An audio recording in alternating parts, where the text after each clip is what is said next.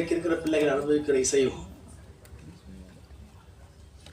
இருவேறு உலகத்தில் இருக்கின்றனவோ என்ற அளவிற்கு இன்றைக்கு திரை உலகம் வளர்ந்திருக்கிறதா, முதிர்ச்சி அடைந்திருக்கிறதா, அல்லது செல்வதைப் போல சீரழிந்திருக்கிறதா என்பதையெல்லாம் நான் மிகப்பெரிய ஆய்வுக்கு எடுத்துக்கொள்ளாதவன்.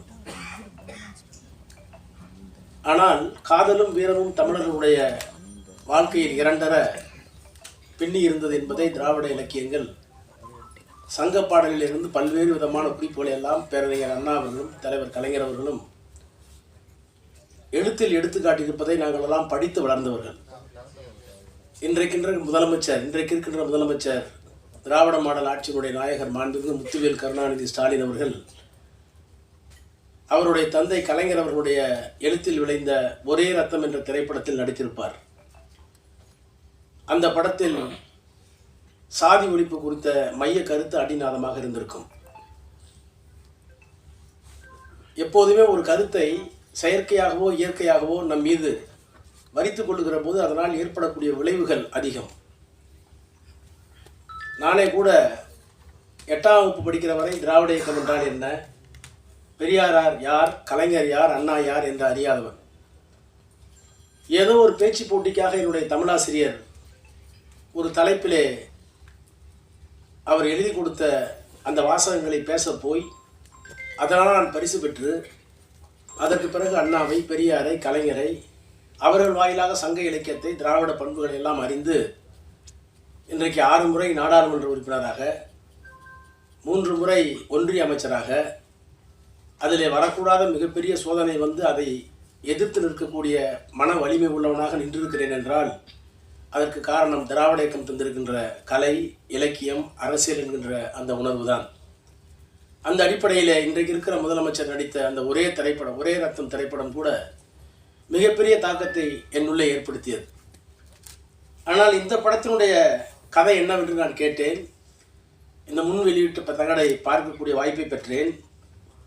நான் முன்பே குறிப்பிட்டதைப் போல கலை, இலக்கியம், காதல், வீரம் எல்லாம் தமிழர்களுக்கென்று இருக்கின்ற தனி செம்மாந்த விழுமியங்கள். எங்குற்றான் உந்தன் மகன் என குரல் கேட்ட தாய்க்கிழவி, பொங்குற்ற துயர் அடக்கி புலி போன இடம் நான் அறியேன், போர்க்களம்தான் போயிருக்கும், புலி இருந்த குகை இதுதான் என்று தன் வயிற்றை சுட்டி காட்டிய தமிழ் என்று கலைஞர் எழுதினாரே, அந்த கலைஞர் தான் ஏறு தழுவுதல் ஆடவருக்கு அழகு, அவர் வாயில் வெற்றிலை, சேறு தடவுதல் மகளிருக்கு அழகு என்று காதலையும் சொல்லியிருப்பார்.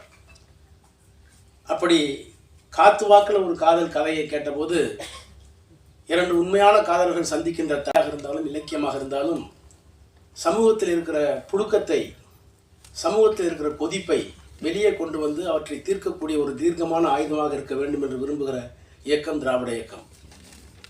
காதல் கவிதையை பற்றிய பல்வேறு கருத்துக்கள் உண்டு. The longest love poem of the loftiest endeavour can be condensed in those few words that I love you and I will love you forever என்று எலியட் சொல்லுவார். உலகத்தில் இருக்கிற எத்தனையோ காதல்களை எல்லாம் சுருக்கி வைத்து பார்த்தால் 2 விஷயம்தான்.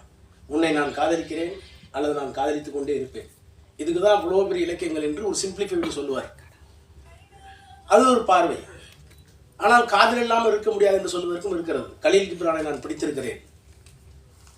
லெபனான் பள்ளத்தாக்குகளில் சைப்ரஸ் மரங்களின் ஊடே என் காதலியின் கல்லறையை கடந்து செல்லும் என் பால்யகால சிநேகிதர்களே, உங்கள் காலடி சத்தம் மெதுவாக இருக்கட்டும், அதை கேட்டு என் காதலி கண்விழித்து போல போகிறாள் என்று கதறிய அந்த காதலனை கலீல் கிப்ரானில் நான் படித்திருக்கிறேன். ஆக வீரம், காதல் இவையெல்லாம் தமிழர்களுடைய பண்புகள், மாண்புகள். அந்த மாண்புகளில் இருக்கிற ஒன்றை இன்றைக்கு இருக்கின்ற சாதியம், இன்றைக்கு இருக்கிற அரசியல், இன்றைக்கு இருக்கிற பொருளாதார வேறுபாடு, இன்றைக்கு இருக்கிற மதவெறி இவைகளையெல்லாம் எதிர்த்து ஒரு காதல் வெற்றி பெற வேண்டும் என்று சொன்னால் அதற்கு இளமை மட்டும் காரணம் அல்ல, அதையும் தாண்டி நல்ல மனப்பக்குவமும் இந்த சமூகத்தை புரிந்து கொள்கிற ஆற்றலும் வேண்டும் என்கின்ற அந்த உணர்வோடு இந்த படம் எடுக்கப்பட்டிருக்கும் என்று நான் நம்புகிறேன். எனவே அப்படிப்பட்ட ஒரு படம் வெற்றி பெற வேண்டும் என்று நான் விளைகிறேன். முதல் ஹீரோ நான் தான் மாஸ்டர். அவங்களால உயர்த்தும் போதா இந்த படத்துக்கு நான் மாஸ்டர், ஃபஸ்ட்டு அவர் இயக்குனர், நடிகர், அவருக்கும் நான் ஃபைட் எடுத்துக்கிறேன். என்கிட்ட முதல் படத்தில் பண்ணவங்களும் உயர்ந்த நிலையில் தான் இருக்கிறாங்க. இவரும் உயர்ந்த நிலைக்கு வந்துடுவார்.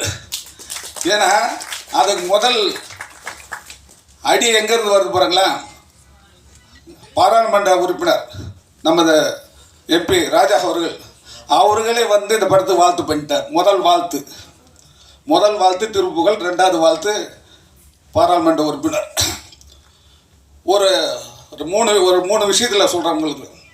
இந்த உலகத்தை காட்டிலும் பெரியது எது?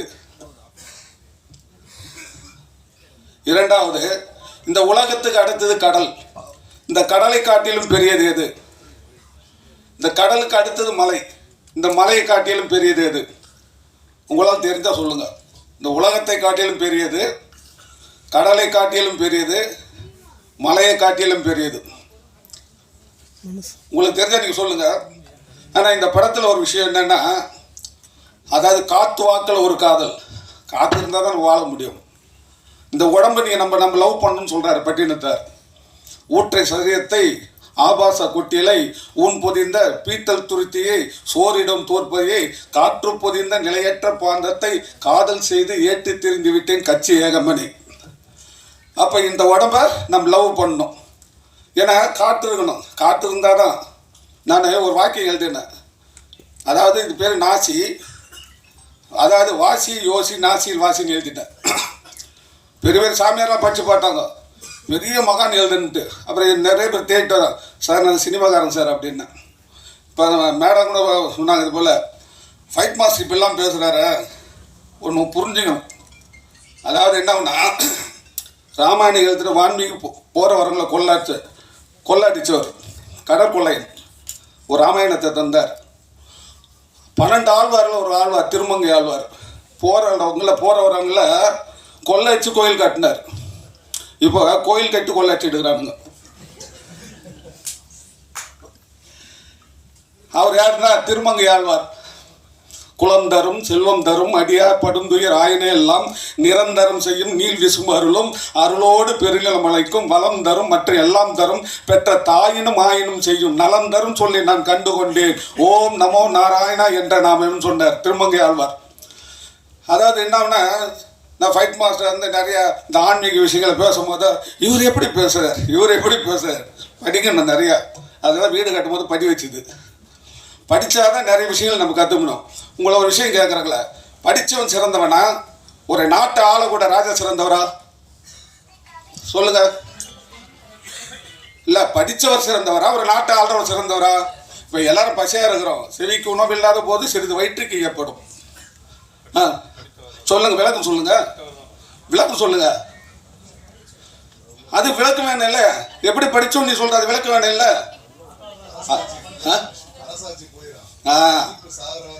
அது சொல்றேன், விளக்கம் சொல்ல போறாங்களா? மன்னனும் மாசர கற்றோனும் சீர்தூக்கின் மன்னனின் கற்றோன் சிறப்புடையான். மன்னனுக்கு இந்த தேசம் என்று சிறப்பு, கற்றோனுக்கு சென்ற இடமெல்லாம் சிறப்பு. அப்துல் கலாம் உலகம் ஃபுல்லாக இருக்கும், இந்த நாட்டில் ஆடுற ராஜாவுக்கு தெரியாது. புரியுங்களா?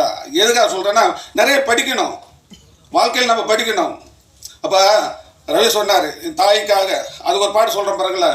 நம்ம உடம்புல சிறந்த உறுப்பு இது, கண்ணில் சிறந்த உறுப்பில்லை, கொண்டானின் துண்ணீர் கேளீர் இல்லை, உண்மை வாழ்ந்த புதல்வலை சார்ந்த செல்லும் இல்லை, ஈன்றால் போல் என்ன கடவுளும் இல்லை. ஒரு தாயில்னா எந்த கடவுளையும் பார்க்க முடியாதுன்ட்டார். அப்போ எதுக்காக சொல்கிறோம், வாழ்க்கை வெற்றி பெறது ஒரு பெரிய விஷயம் உண்டு. மெய் வருத்தம் பாரார், பசி நோக்கார், கண் துஞ்சார், எவ்வகையிலும் தீமை மேற்கொள்ளார், அருமை பாரார், அவமதிப்பு கொள்ளார், கருவமே கண்ணாயினர். இதில் தான் நல்லா வெற்றி பெறுவாங்கன்னு அர்த்தம். நீதி வெண்பால் இருக்குது இந்த பாட்டு. இந்த படத்தில் ஒரு பெரிய விஷயம் என்னன்னா, ரவியை கிட்ட வந்து கதை சொன்னார். சொல்லிட்டு இருக்கும்போது நான் என்ன கேட்டேன் ரவிக்கிட்ட, கதை நல்லா தான் இருக்குதுப்பா, இந்த படத்தில் நீயே ஹீரோ நடிக்கலாம்னு சொன்னேன். நான் தான் ஹீரோ மாஸ்டர், முதல்ல சொல்லியிருக்கலாம், சொல்லிடக்கூடாதா? அப்புறம் நான் சொன்னேன், ஏன் நீயே நடிக்கலாமா அப்படின்னு. ஒரு விஷயம் என்னென்னா, நம்ம கொஞ்சமாக கற்றுக்கிட்டா போதும், மாஸ்டருங்க அவங்க பாலிஷ் பண்ணிவிடுவாங்க. நல்லா புரிஞ்சுங்களேன். எல்லாம் தெரிஞ்ச பைத்தியக்காரன் ஆகிடுவோம். எல்லாருக்கும் எல்லாம் தெரியாது. எல்லாம் என்ன நம்ம ஒருத்தருக்கு கற்றுக்கிறது. அதுபோல் ஒரு நல்லா நம்ம புரிஞ்சுக்கணும். ப்ரொடியூசர் இருக்கிறாருல, ரொம்ப தங்கமானவர். ஒரு அசோசியேட் டைரக்டர், அசிஸ்டன்ட் டைரக்டர் வேலையை அவர் தான் செய்கிறார் கூட இருந்துக்கிட்டு. எடிட்டிங் நான் பண்ணும்போது கூட இருந்தேன், போகிற வரைக்கும் அவர் கூட இருந்தார். அவர் ப்ரொடியூசர் சொல்லிட்டு